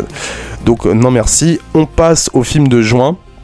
Alors en plus, premier film de juin qui a l'air d'être quand même assez fou, un de mes plus grosses attentes, non pas par son principe, mais parce que c'est monsieur Steven Spielberg, donc à chaque fois que Spielberg sort un nouveau long métrage, je suis ultra hypé, et en plus il revient à la science-fiction, mais alors à une science-fiction assez glaciale quand même. On est un peu sur la guerre des mondes mélangée à la rencontre du 3e type, avec Disclosure Day, nouveau film original réalisé par Steven Spielberg avec Emily Blunt. Ça a l'air... Alors, ce qui est drôle c'est avec ce film, c'est que ça fait à la fois pur film un peu Amblin Spielberg, et à la fois ça veut proposer quelque chose d'assez étonnant et rarement vu. Enfin ça veut planer un espèce de mystère assez glacial. Enfin je trouve qu'il y a un mélange des genres. Ça fait à la fois en fait film un peu familial de Spielberg, et à la fois film un peu guerre des mondes qu'il avait fait avec Tom Cruise, donc un film assez sombre et beaucoup plus mature qu'on y pense. Donc vraiment Disclosure Day, ça promet quelque chose d'intéressant. Alors malheureusement je trouve que ça fait un peu aussi film un peu cliché qu'on a déjà vu, c'est-à-dire cette présence on va dire d'un 3e type, mais on les voit jamais, etc. Il faut voir en fait comment Spielberg va le développer tout au long de son long métrage, et pour autant ça fait aussi film d'aventure, etc. Je suis assez interloqué. Spielberg qui revient au pur film de genre, j'ai envie de vous dire pourquoi pas. La bande-annonce est assez étonnante. Et bon, j'ai envie de vous dire, un film de Spielberg, ça, voilà, il y a une attente, etc. Ça reste quand même le plus grand réalisateur présent actuel. Même si en effet même si en effet les derniers films qu'il a fait pour moi sont pas des super films. J'avoue que comment ça s'appelait, Fabelman, j'ai pas été super fan. J'avais beaucoup aimé son West Side Story par contre, mais c'est vrai que voilà, The Fabelman, j'ai pas été très très fan. Mais j'avoue que là Spielberg qui revient au pur genre, le truc qu'il avait pas fait depuis Ready Player One, ouais, ça me tente de ouf. Et franchement les bandes annonces, c'est vraiment, ça a l'air d'être cool. Alors projet qui sort de nulle part, je sais même pas pourquoi il devait sortir. Ils vont faire un 6ème Scary Movie. Alors je dis pas non, mais j'aimerais voir qu'est-ce qu'ils vont proposer, parce que Scary Movie, moi je suis assez fan quand même de cet humour très parodie, très comment on pourrait appeler ça, Zucker, Abraham Zucker. Enfin c'est le film que j'aime bien, parce que je crois qu'ils avaient réalisé le Scary Movie 3 et après le 3 vous pouvez oublier. Le 4 et le 5 pour moi sont des merdes, c'est catastrophique pour moi, ça n'a aucun intérêt, mais les 3 premiers Scary Movie j'aime beaucoup. Et là on n'a pas d'autres projets, on ne sait pas qui c'est qui réalise. Et je me dis, ok, peut-être qu'il y a un intérêt à un peu faire évoluer la saga, pourquoi pas. On verra, je sais pas, encore une fois, une suite qu'on fait et on ne sait pas si ça sera intéressant. Par contre, projet que j'attends, et c'est vrai qu'on n'a pas parlé beaucoup de films français pour l'instant, projet qui m'a l'air assez intriguant, ce fameux diptyque de De Gaulle. Du biopic sur Charles de Gaulle, qui va s'appeler La Bataille de Gaulle, qui a été séparé en 2 parties, donc une qui sort en juin et l'autre en juillet, donc ça c'est cool. On fait pas les 3 mousquetaires, c'est-à-dire attendre 6 mois, non là on va tout avoir d'un coup, il y en a juste une qui sort en juin et l'autre en juillet, donc pourquoi pas. Et réalisé par Antonin Baudry, qui avait fait son premier film, Le Chant du Loup, qui est un super film de genre français qu'il faut voir absolument. Film qui a un peu révélé François Civil d'ailleurs, et donc là je suis assez intrigué, parce que bon, je connais pas très bien le bonhomme De Gaulle. Il y a eu le fameux film avec Lambert Wilson, mais tout le monde avait dit que c'était un peu oubliable et que c'était un peu nul. Là on sent véritablement une volonté ambitieuse de créer un diptyque de guerre, d'amour, de raconter toute l'histoire de cet homme qui a ô combien marqué la France, donc pourquoi pas. L'acteur principal qui va jouer De Gaulle plus vieux, je sais plus comment il s'appelle, génial, j'adore cet acteur, je trouve qu'il est génial, et alors lui pour jouer De Gaulle, il n'y avait pas mieux. Donc voilà, donc ça va revenir sur toute l'histoire, sur la Seconde Guerre mondiale, sur la guerre d'Algérie, etc. Enfin voilà, on est vraiment sur un énorme projet ambitieux de la part du cinéma français. Je crois que je sais plus, c'est Pathé qui le produit. Donc voilà, donc première partie qui va s'appeler L'Âge de Fer, donc vraiment ça me tente énormément. J'ai vu les premières images, ça a l'air super cool, donc véritablement grosse attente de cette de mi-année quoi. Et alors là on passe sur un autre film, et alors je pense que j'irai voir ça parce que je suis trop fan de la saga, mais pour moi je ne comprends pas l'intérêt de faire une suite. Toy Story 5, je ne suis pas quelqu'un qui a détesté Toy Story 4, après je l'ai vu qu'une seule fois. J'étais pas d'accord pour faire un 4ème Toy Story, parce que pour moi la trilogie est tellement parfaite et que le 3 est tellement magnifique que je me suis dit non, pour moi il faut pas faire un Toy Story 4. Et j'ai vu et quand tu vois le film tu te dis bon, ça va, ils ont réussi à faire une conclusion un peu différente, enfin je sais pas comment on pourrait dire ça, mais ils ont réussi à conclure les personnages qui avaient déjà conclu dans le 3ème film, enfin ils ont réussi à faire une conclusion dans une conclusion. Ils ont réussi à faire une conclusion alors que tout avait déjà été conclu dans le 3, mais quelque chose de plus personnel. Donc en toute honnêteté, je suis pas quelqu'un qui va détester Toy Story 4 en disant que c'était totalement inutile. Par contre Toy Story 5, là va falloir vraiment m'expliquer l'utilité, parce que là je ne vois pas comment ça se fait qu'il y a la réunion des 3 persos. Pourquoi il y a la réunion de Buzz, de Woody et de Jessie alors que chacun s'était séparé. Désolé je spoil, mais il y a eu une séparation entre Buzz et Woody, une magnifique séparation. Pourquoi tout le monde revient? De quoi va parler le film? Et alors de ce que je vois, ça va parler des objets électroniques. Non mais c'est pas possible quoi. Enfin ça va. Là on est vraiment, c'est le film de trop. Et je pense que là on est vraiment sur un film qui ne sera pas bon. Encore le 4, on aurait pu dire oui le film est inutile, mais putain même dans son scénario c'était utile, c'était intéressant, et le personnage de Fourchette où tout le monde s'en branlait, même là le personnage était émouvant. Là je suis désolé, non quoi, non, pas de Toy Story 5, arrêtez, faut vraiment arrêter quoi.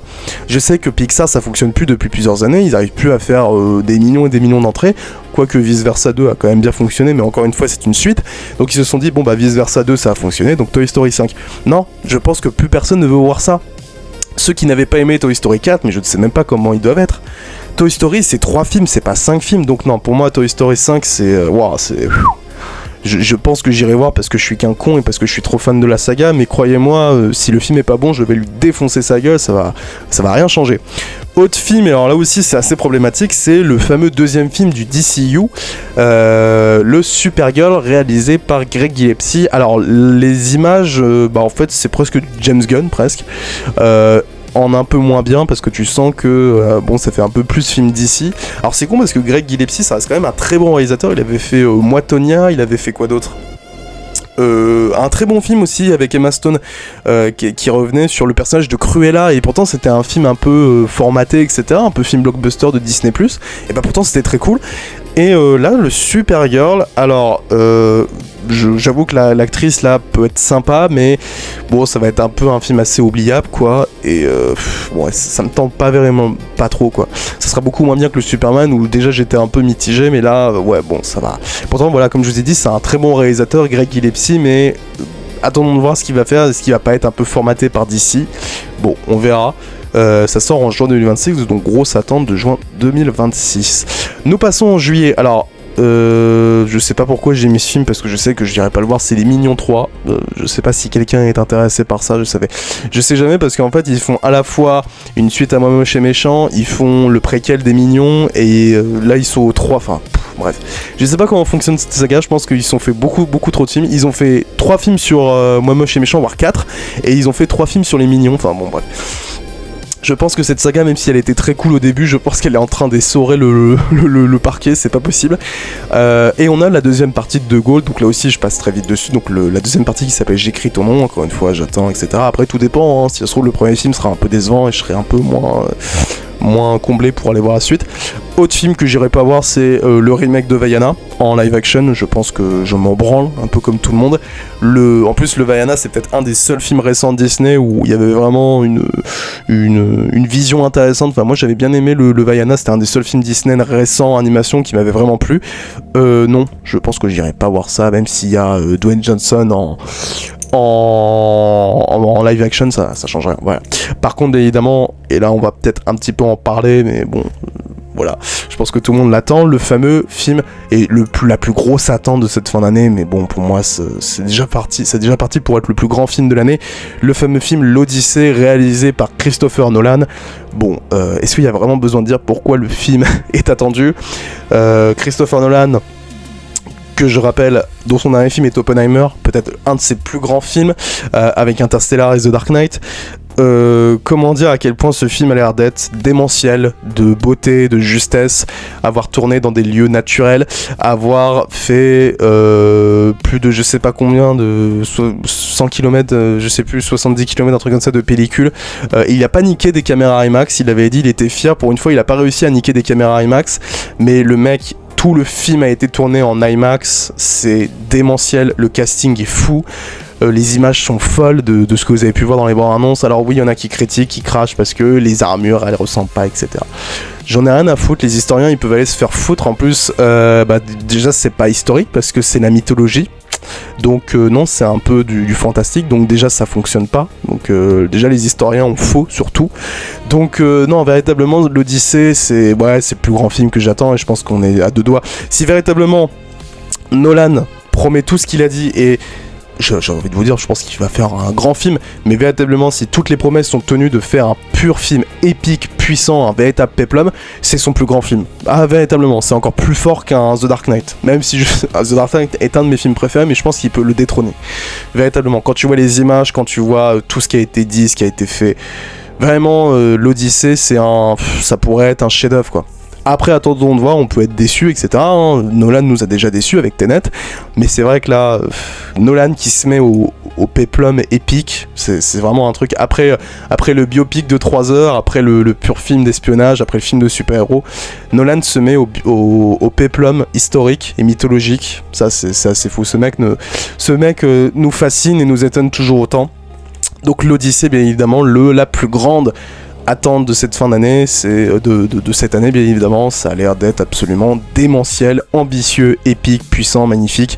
Il y a tellement de mots pour parler de ce film et de ce projet et de parler de Nolan, donc voilà, bien évidemment l'Odyssée c'est le film le plus attendu de cette année, mon film que j'attends le plus comme un malade mental. À chaque fois que je vois des images, c'est encore plus fou. Alors, autre projet qui m'intéresse beaucoup et qui je pense va arriver d'ici fin juillet 2026, c'est un nouveau film Evil Dead. Alors on pourrait se dire, il y en a eu un récemment qui était Evil Dead Rise, mais le truc qui est intéressant c'est que oui, je trouve que ça tourne en rond cette saga, elle a plus véritablement de cohérence depuis que Sam Raimi est parti et depuis qu'ils ont décidé de faire un espèce de remake ou reboot, etc. Mais celui-ci pour moi il a une importance parce qu'il est réalisé pas par n'importe qui, il est réalisé par le duo Sébastien Vanissek et Florent Bernard.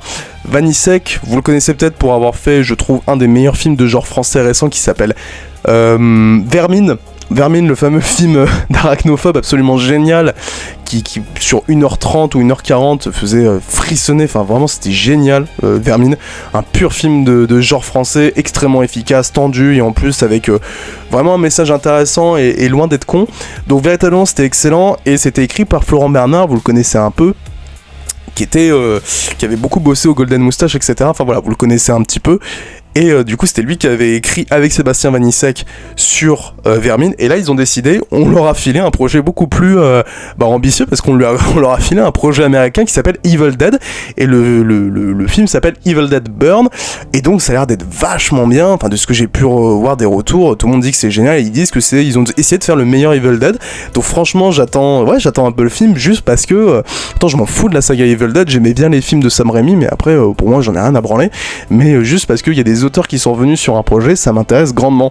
Donc ouais, Evil Dead Burn, ça m'intéresse énormément juste parce que les auteurs qui sont derrière sont quand même des gens extrêmement talentueux. Et alors là, on va commencer avec les Marvel, bon il y en a deux, qui devaient je crois sortir, lui, Spider-Man devait sortir plus tard que Doomsday, mais comme il y a eu des reports, etc. Donc premier Marvel et l'un des seuls, mais bon il y en a deux, le fameux Spider-Man 4 Brand New Day, donc retour de Spider-Man, de Tom Holland, etc.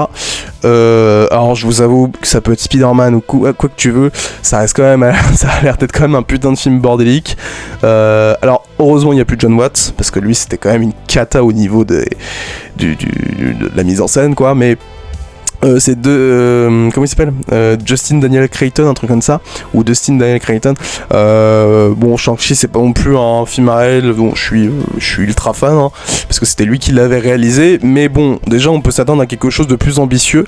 Spider-Man, Tom Holland a un peu vieilli, je pense qu'il y a vraiment une volonté de faire un film de un peu de la maturité, mais par contre autour, je vois pas l'intérêt de ce film, enfin à la fois ramener Hulk, alors ok pourquoi pas, si on arrive à enfin avoir un personnage intéressant sur Hulk, parce que le Hulk depuis des années chez Marvel c'est une cata, et par contre le Punisher, alors là je suis un peu interloqué parce que je vous avoue que mélanger le Spider-Man de Marvel et le Punisher, c'est quand même deux mondes, hein. Je veux pas dire, mais le Punisher c'est Daredevil, hein. C'est quand même des univers extrêmement sombres, extrêmement durs, extrêmement violents.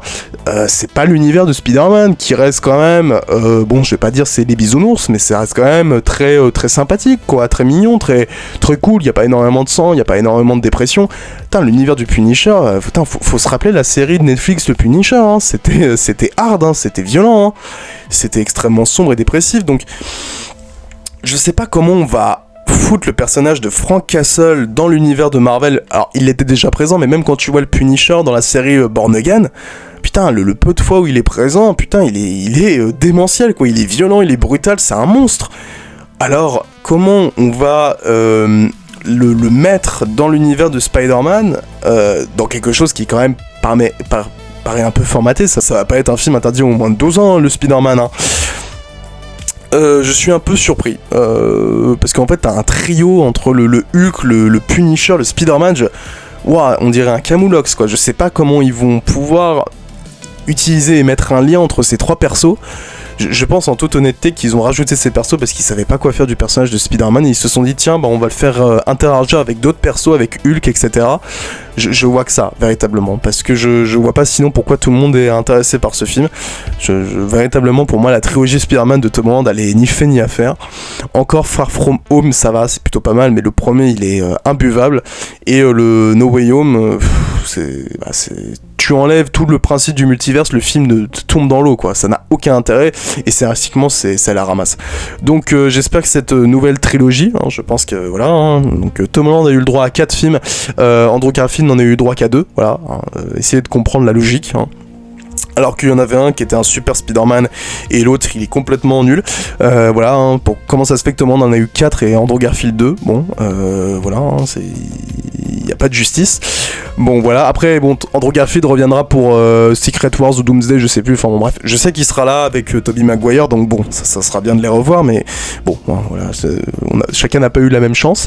Donc voilà pour ce Spider-Man Brand New Day, dont je me fous un petit peu, mais j'irai quand même le voir, voilà. Et j'attendrai de voir aussi les premières images pour voir si c'est mieux, ou si c'est de la même rengaine que la trilogie pourrie de John Watts. Et on va passer au film d'août, il y en a quelques-uns, alors autre film, là je vais passer rapidement dessus parce que j'ai pas beaucoup d'infos, qui avait été un film qui avait été censuré, voire supprimé par Warner, nos chers amis Warner qui n'arrêtent pas d'être dans la merde depuis qu'ils vont se faire racheter, etc. Enfin bon bref, je sais pas comment va être la destinée de ce studio, avec le fameux film Acme, comment ça s'appelle déjà, Coyote versus Acme je crois, qui depuis des années doit être sorti, et en fait ils l'ont supprimé, ils l'ont censuré, enfin je sais pas ce qui s'est passé, faudrait revenir dessus s'il y a des gens dans les commentaires qui veulent plus parler de l'histoire, et enfin il va avoir droit à une sortie officielle sur Warner, comment ça s'appelle, HBO Max, un truc comme ça, enfin je sais plus, mais ou peut-être au cinéma, hein, cela dit. Donc voilà, je suis assez étonné, donc enfin, et ça avait l'air d'être plutôt sympa, donc on verra. Alors, autre film qui a été décalé parce que de base il devait sortir début 2026, alors j'avoue que, bon, à la fois ce mec, je suis étonné, enfin à chaque fois j'attends ces films et à la fois il me déçoit. Nouveau film de Ridley Scott, alors j'adore Ridley Scott, mais bon, faut aussi se l'avouer que depuis des années c'est compliqué, entre le Napoléon et le Gladiator 2, c'est vraiment compliqué, sauf que là il a une idée un peu plus originale, adapté d'un bouquin je crois, avec Jacob Elordi, qui s'appelle The Dog Star, qui va je crois, parce que si j'ai pas lu le bouquin, mais j'avais entendu que l'histoire ça serait un mec qui serait perdu sur une planète, c'est un film de science-fiction, hein. Un mec qui serait perdu dans une planète et il serait juste accompagné de son chien, donc ça serait un solitaire, donc en fait ça serait un peu seul sur Mars avec un chien, je sais pas si on pourrait dire ça comme ça, mais je sais pas, ça a l'air d'être sympa. Jacob Elordi, alors de base j'avais entendu que c'était Paul Mescal qui devait jouer le rôle, mais il avait pas il avait pas le temps, etc. Et du coup il a pris pour son choix, il a pris Jacob Elordi, bon lui aussi il est quand même assez bankable, donc pourquoi pas. J'ai envie de vous dire, ça fait longtemps que Ridley Scott n'a pas fait de film de SF, voilà, pourquoi pas aussi. Et même si oui j'ai des problèmes avec Ridley Scott, c'est vrai que c'est un peu le gars où comment je pourrais dire ça, je suis prêt à pardonner tout. Voilà, il a fait des conneries, il a fait Alien Covenant, il a fait le Napoléon, il a fait House of Gucci, dont je suis vraiment pas fan. Il a fait son Gladiator 2, dont je dis que j'aime pas, mais il y a quand même des choses plutôt pas mal dans Gladiator 2, mais bon voilà, ça tient pas. Et quand tu repenses au fait que c'est une suite à Gladiator, ça aussi c'est compliqué, mais je suis un des mecs qui peut pardonner à Ridley Scott, même s'il fait de la merde, je peux lui pardonner, parce qu'il a toujours une envie de faire des bons films, il a toujours une envie de proposer des œuvres esthétiquement léchées, très belles, etc. Voilà, il soigne ses films, par contre, il soigne pas ses scénarios, ça oui, mais c'est vrai que voilà, The Dog Star, ça m'intrigue un petit peu, j'ai envie de voir de quoi va... Qu'est-ce qu'il peut encore faire le papy Ridley là, parce qu'il a quand même 90 balais, mais même quand tu vois qu'il a 89 ans, putain le mec il a, ou 88 ans, je sais pas il a quel âge, je crois qu'il doit avoir 86, 87, un truc comme ça, mais il est encore fort quoi, il est encore très très fort, putain le mec il fait des films de pépé et de papy, mais putain il est très très fort quoi. Gladiator 2, on peut lui critiquer plein de choses, mais putain au niveau de l'action, de la manière de filmer, ça a de la gueule quoi Gladiator 2. Donc ouais, pourquoi pas The Dog Star réalisé par Ridley Scott. Alors là on passe au film de septembre, je suis pas sûr qu'il y ait beaucoup de choses. Alors si, il y a le fameux film Clayface, alors voilà, je suis pas en attente sur Supergirl, par contre Clayface, ça, ouais, pourquoi pas. Troisième film du DCU, alors pur film d'horreur et surtout un film Clayface, ça m'intrigue quoi. J'ai toujours trouvé le personnage de DC assez intéressant et en plus là on va enfin avoir droit à une origin story. Ouais, ça a l'air d'être vraiment cool. Alors, mais ça m'intéresse énormément, un pur film d'horreur Clayface, et c'est là où je me dis que DC, ils peuvent être très très forts et ils peuvent même niquer Marvel sur ce coup-là en proposant à chaque fois des réalisateurs différents pour chaque film. Il y a James Gunn, il y a Greg Gillespie et il y a ce mec, et à chaque fois aussi proposer des genres différents, parce que là Clayface ça va être un pur film d'horreur, et c'est là où DC peuvent baiser Marvel en proposant quelque chose de différent, plus sur la qualité au lieu d'avoir du Doomsday ou du Spider-Man qui font vendre par juste le titre et l'image. Donc on verra avec ce Clayface, mais ça sent quand même assez bon et ça serait vraiment le film le plus original de ce nouveau DC Studio. Là aussi, je sais pas, j'ai pas du tout d'infos. Il y a une nouvelle adaptation de Resident Evil. Alors cette fois, on sera très très loin des films de Paul W.S. Anderson qui sont des catastrophes. Là, ça serait un pur film. Alors je sais pas, ça a adapté quel jeu, etc. Je connais assez bien l'histoire de Resident Evil. J'ai fait une bonne partie des jeux. Je sais pas si on adapte le Resident Evil 2, le premier, etc. Ça sera réalisé par Zach Cregger. Alors, ça vous dit rien comme ça, mais en plus Zach Cregger a fait un film que beaucoup ont adoré l'année dernière, enfin 2025, avec le film Weapons ou Evanouie en version française. Il a fait Barbarian aussi, etc. Donc moi j'ai vu aucun film de ce mec, mais j'avoue que le voir se foutre dans une adaptation de Resident Evil, pourquoi pas, et surtout que Resident Evil n'a jamais eu une bonne adaptation. Il y a eu une série Netflix, mais tout le monde avait dit que c'était une cata. J'attends encore une bonne adaptation en film ou en série de Resident Evil, et pas des films ou des séries d'animation. Un pur film Resident Evil avec des acteurs connus, etc. Si, il y a eu un film aussi Resident Evil il y a quelques années, là aussi qui était un navet absolu. C'est fou à quel point, mais personne n'a réussi à adapter correctement cette saga que je trouve géniale. Alors oui, elle est un peu cucu, etc. Mais au niveau de l'horreur, elle a toujours été extrêmement bonne et divertissante. Et j'espère que ce mec, Zach Cregger, va enfin réussir à briser cette malédiction. Parce que vraiment, on pourrait faire des super films, quoi. Et là aussi, on est sur un projet qui me fascine énormément. On est, alors des fois, déjà sur le retour de, comment il s'appelle, Alejandro González Iñárritu, qui avait pas fait de film depuis 1, 2, 3 ans, un truc comme ça. Il avait fait son film Bardo, je crois, qui était passé sur Netflix, mais alors moi je l'avais pas vu. Je crois que tout le monde est passé à côté parce que c'était un peu un film qui revenait. Je crois que c'était un film mexicain ou un film qui revenait sur ses origines. Enfin voilà, c'était plus un film perso.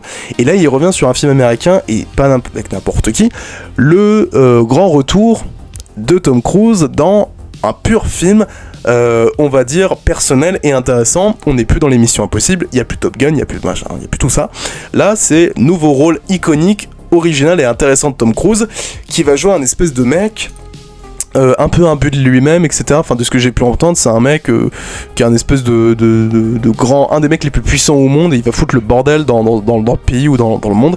Donc voilà, c'est un espèce de film un peu catastrophe, mais catastrophe, on va dire, pas style film de Roland Emmerich, hein, mais c'est vraiment un film qui va être catastrophique sur la société, etc. Et j'ai pas vu grand chose, donc le film s'appelle Digger, je crois.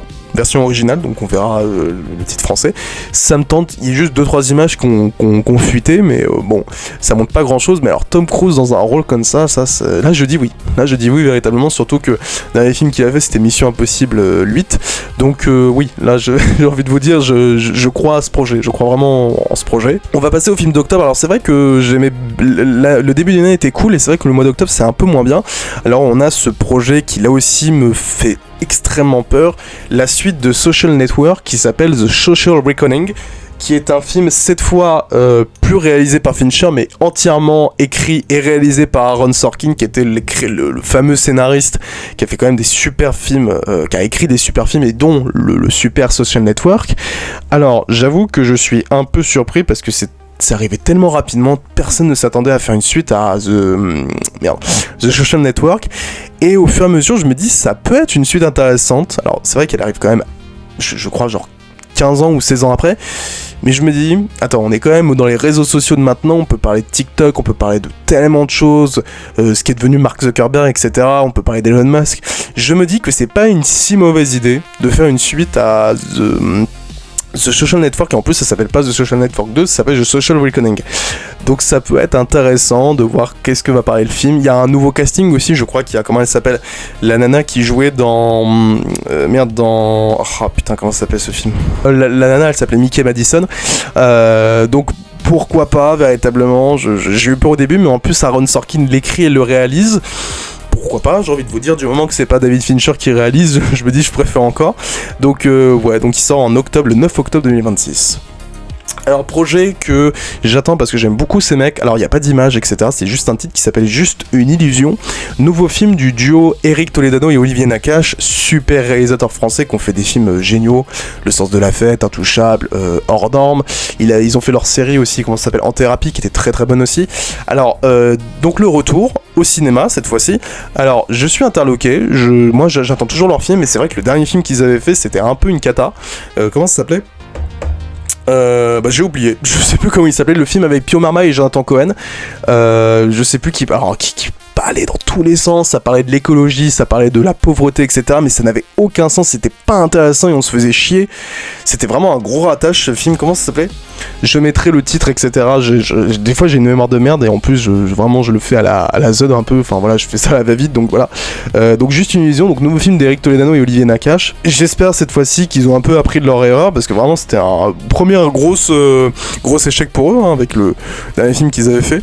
Donc on verra pour Juste une illusion. Alors, un autre film, ça je sais même pas si j'irai voir ça parce qu'on a eu le Mortal Kombat, et ben on aura son concurrent, on aura l'adaptation de Street Fighter. Alors là aussi je pense qu'on est encore parti pour avoir une merde, parce que le nombre de fois où on a adapté Street Fighter et à chaque fois c'était une catastrophe. Et alors là, quand je vois les images et les trucs, non, encore une fois, le Street Fighter qu'ils vont faire là, c'est pas possible quoi. Arrêtez, n'adaptez pas ça, ou alors adaptez-le en manga, en animé, mais pas en film quoi. Ça va se voir que c'est tellement kitsch, enfin bon bref. Ça a l'air d'être nul à chier. Alors il y a 2-3 acteurs, je crois qu'il y a Jason Momoa dans le film, etc. Mais bon bref. Non merci, je n'ai pas envie de voir ça, ça va être encore tellement ringard et ridicule, bon bref. Alors on a un autre film qui sort en octobre. Le film Remain, le nouveau film de M. Night Shyamalan. Alors là aussi je suis assez inquiet parce que M. Night Shyamalan, un coup il fait un film bien, un coup il fait de la merde. Je pense que pour moi il a énormément perdu. Je pense qu'on pourra jamais être à l'époque de Sixième Sens ou de Incassable, mais des fois il peut sortir des projets un peu sympathiques. Voilà, il avait fait son film qu'il avait sorti il y a quelques années, comment ça s'appelait ? Alors il a sorti Trap, qui est sorti il y a 1 ou 2 ans, qui était une catastrophe. Alors non, ça c'était vraiment pas bon. Et des fois il peut sortir des films comme ce qu'il avait fait avec Split, qui était vraiment bon, ou le dernier film qu'il avait fait avec comment il s'appelait, le catcheur là, il avait fait avec Rupert Grint, un truc comme ça, enfin qui était plutôt pas mal, qui était sorti en 2023, un truc comme ça, je sais plus comment il s'appelle ce film. Donc des fois il peut sortir des trucs bien, mais alors des fois il sort des projets mais nuls à chier, comme ce qu'il avait fait avec Old ou Trap. Voilà, Knock at the Cabin, c'était plutôt pas mal. Donc des fois il peut sortir des trucs bien, comme il peut sortir des trucs mais complètement nuls. Donc on verra. Et franchement franchement en toute honnêteté, M. Night Shyamalan, c'est vrai que pour moi il y a plus de mauvais films que de bons films dans sa carrière quoi. Voilà, c'est un peu ça le problème. Là aussi, c'est un peu comme M. Night Shyamalan, ce mec. Alors, on est sur le film Karma, réalisé par Guillaume Canet. En fait, c'est drôle, je pourrais faire un rapprochement entre les deux, parce que Guillaume Canet, des fois, il peut sortir des trucs plutôt bons, et alors, des fois, c'est des catas. Alors, au-delà du fait qu'on parle pas du Astérix, parce que pour moi, ça a été un échec total. Et pour moi, c'était plus un film de commande. Donc c'est pas véritablement la faute de Guillaume Canet. Je pense que véritablement il avait un bon fond derrière, mais pour moi voilà, le Astérix de Canet c'est une merde infinie, mais je ne vais pas le blâmer parce que Gaumont voulait faire un film, etc. Donc je ne vais pas blâmer Canet. Par contre c'est vrai qu'il avait fait d'autres films comme comment ça s'appelait ? Le film qu'il avait fait là, qu'il avait fait en quelques semaines, un truc qu'il avait fait en plein Covid, etc. Je crois que ça s'appelait Lui, un truc comme ça. Alors ça par contre c'était pas bon du tout, c'était ultra égocentrique et ultra pas intéressant. Mais après voilà, il peut faire des trucs bien. J'avais beaucoup aimé Les Petits Mouchoirs, le film Rock'n'Roll qui était plutôt pas mal, etc. Alors là il revient sur du pur thriller, comme Ne le dit à personne. Donc pourquoi pas, j'ai envie de vous dire. Donc qui sort en octobre 2026. Donc attendons de voir. Donc grand retour, j'ai envie de vous dire, de Canet, mais dans un film thriller, il avait pas fait depuis 20 ans. Depuis Ne le dit à personne, qui était je crois sorti en 2006. Donc pourquoi pas. Autre film français qui m'intéresse, mais plus pour le personnage, une adaptation un biopic sur Jean Moulin avec Gilles Lelouch. Pourquoi pas, j'ai envie de vous dire. Gilles Lelouch, c'est genre le mec parfait pour jouer Jean Moulin, donc voilà, j'ai pas d'autres infos dessus, donc pourquoi pas, il sort en octobre ou novembre, un truc comme ça. On a la suite d'une saga qui a tellement fait parler et tellement coulé beaucoup d'encre, autant qu'il a fait couler de sang, la saga Terrifier. Alors, je vous avoue, je suis pas fan. Je trouve qu'il y a énormément de problèmes dans cette saga, que ce soit du premier jusqu'au 3, des problèmes de rythme énormes, enfin vraiment, j'ai jamais réussi à terminer un film, non pas parce que le film était gore, mais parce que au niveau du rythme c'était une cata. Et Terrifier 4, je vous avoue, je sais pas qu'est-ce qu'ils vont faire, est-ce qu'ils vont encore battre le record du film le plus dégueulasse, parce que je vous avoue que le 3, il tenait quand même des scènes assez hard, assez vicieuses et assez dégueulasses, mais de toute façon on vient voir ces films pour ça, on vient voir des films on vient voir les films Terrifier pour s'en prendre plein la gueule et pour être choqué. C'est vraiment des films choquants mais débiles et choquants. Donc Terrifier 4, attendons de voir. Est-ce qu'ils vont faire pire pire que le 3 qui avait quand même réussi à se taper une interdiction aux moins de 18 ans, ce qui n'était pas arrivé depuis 20 ans. Donc attendons de voir, mais j'avoue que t'avais fait Hellcat. Bon, si il le diffuse au cinéma, j'irai voir ça, mais je crois que non, même pas. Ce genre de film d'horreur, j'irai même pas les voir parce qu'il y aura que des cons. Donc non, je pense que je regarderai ça en streaming ou un truc comme ça. Et on passe au film de novembre. Alors, premier film de novembre, tiens, c'est cool. On a la deuxième partie de Kaamelott. Vu ce que j'ai pu dire sur Kaamelott première partie, je sais même pas si j'irai le voir. Parce que en fait le film m'a tellement déçu et j'ai trouvé ça tellement inintéressant que je me poserais tellement la question si je vais voir Kaamelott deuxième partie, si enfin les enjeux vont se réveiller un petit peu, si Astier va aussi se sortir les dos du cul. Donc voilà, donc deuxième partie de Kaamelott, encore une fois, je sais pas pourquoi on l'a développé en deux parties, ça n'avait aucun intérêt, donc voilà, qui sort en novembre. On a le nouveau film Hunger Games, là aussi je passe mon chemin parce que Hunger Games j'ai dû voir le premier film et c'est tout. Autant dans les livres que dans les films ça ne m'intéresse pas, en plus ce film il est adapté du livre qui est sorti il y a même pas un an, donc je sais pas comment ils ont réussi à adapter aussi rapidement un livre qui est sorti il y a même pas un an, donc pour moi c'est un film à la va-vite, enfin c'est n'importe quoi, parce que comme ça ils ont réussi à adapter tous les films Hunger Games du premier jusqu'au 6ème tome, jusqu'au préquel. Je sais pas comment ils ont fait ça, enfin moi je sens déjà le truc là, la douille venir à des kilomètres. Donc on va enfin finir pour les films de décembre, il y en a quelques-uns.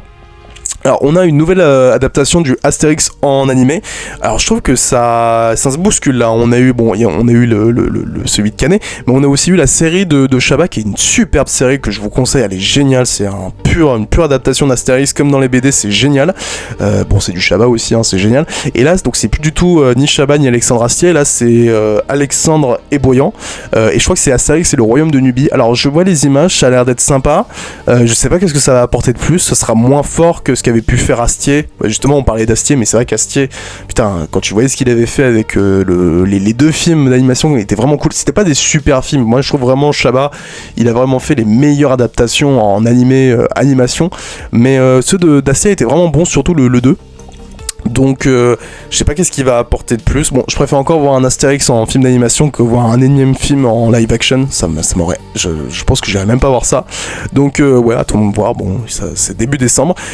Jumanji 3, je laisse passer. J'ai dû voir le premier. Je trouve que ce sont des films absolument abominables. Donc non merci. Les Misérables. Alors nouvelle adaptation réalisée par Fred Cavaillé. Donc grosse adaptation et grosse ambition du cinéma français. Si on peut vraiment parler d'ambition, parce que adapter Les Misérables, c'est un peu comme adapter les Trois Mousquetaires, quoi. C'est-à-dire qu'on fait ça depuis des années.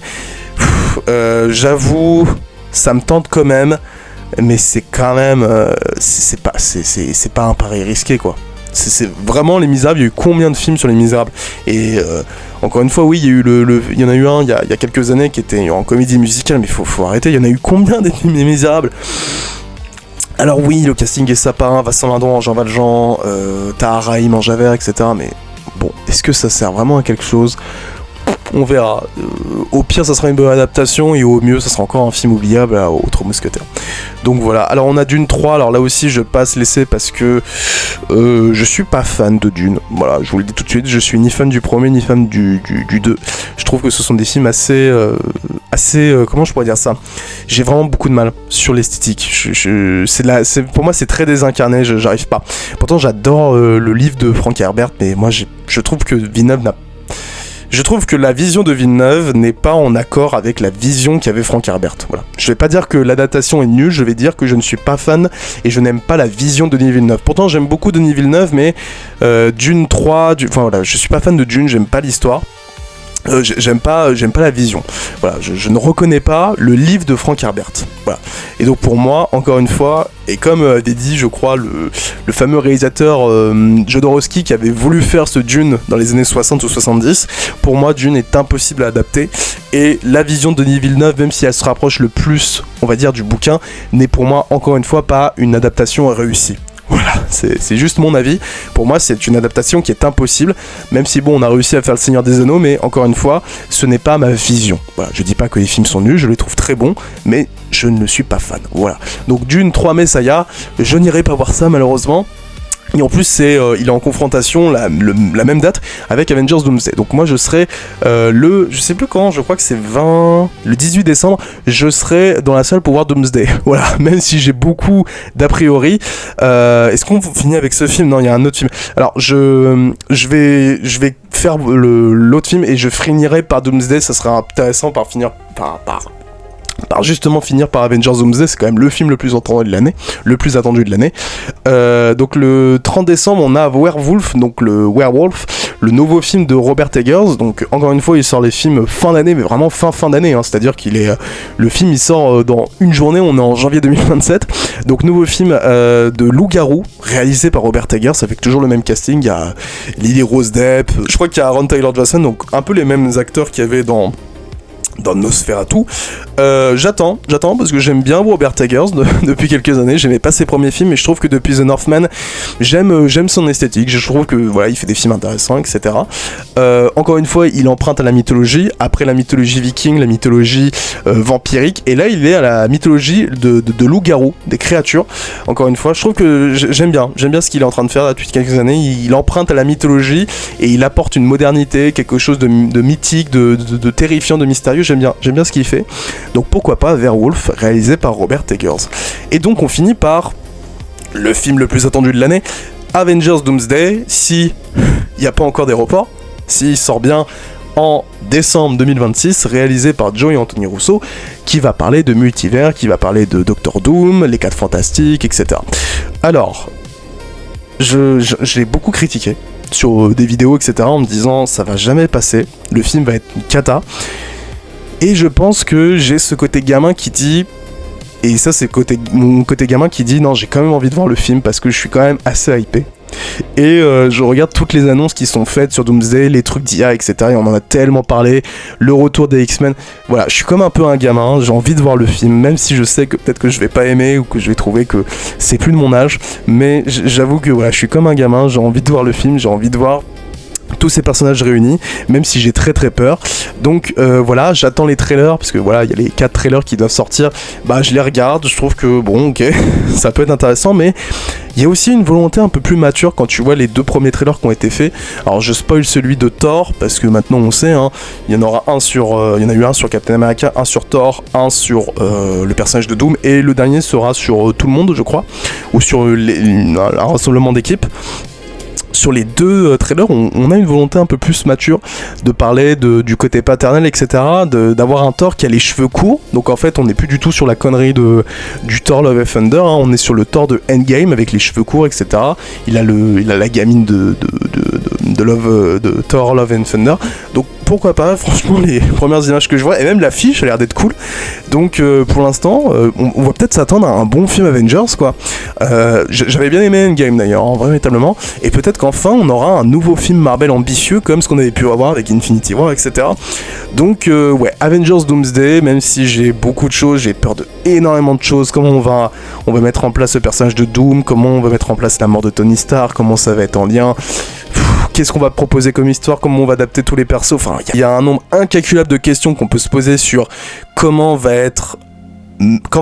le film va être mis en scène et de quoi va parler le film. Mais voilà, j'ai envie de vous dire, c'est l'événement de fin d'année, c'est un peu comme GTA 6, on l'attend depuis des années. Enfin, on va peut-être avoir droit déjà à des premières images dans quelques temps, dans bientôt. Donc ouais, bien évidemment Avengers Doomsday, je l'attends quand même si bon voilà, c'est compliqué. Mais enfin, on va enfin un nouveau Avengers, c'était pas arrivé depuis 6 ans. Donc voilà, et il y aura peut-être un peu les petits frissons de réentendre la musique, l'iconique musique de Alan Silvestri. Donc voilà, franchement, je suis quand même, voilà, j'ai encore un peu d'attente, même si j'ai bien défoncé le film et j'ai bien défoncé tous les projets de Marvel. Donc voilà pour Avengers Doomsday. Donc voilà pour cette vidéo, je vais faire rapide parce que je crois que je suis éclaté, j'en ai marre. J'ai parlé pendant plus d'1 heure.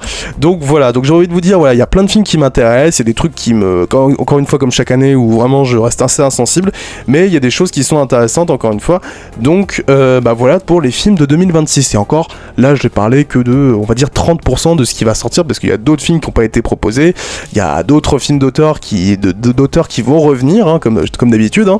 Chaque année il y a des grands auteurs qui reviennent, qui n'avaient pas fait de film depuis 2-3 ans, donc encore une fois il y a beaucoup de surprises. Là c'est juste les films qui ont été programmés, et il y aura aussi peut-être des reports.